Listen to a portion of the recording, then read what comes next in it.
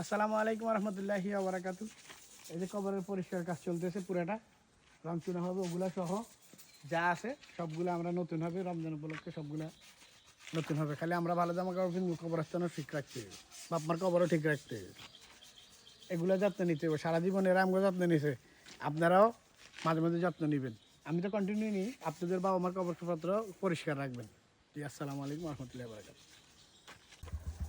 কবরের পরিষ্কার কাজ চলতেছে, ধোয়া মাজার কাজ চলতেছে।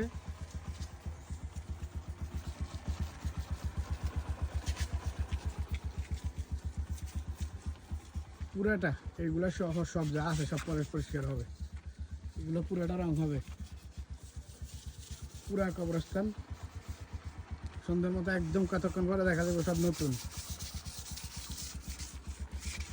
এই যে ভিডিওতে করলাম, ঠিক আছে, আমরা নতুন আর পুরান মিললাম।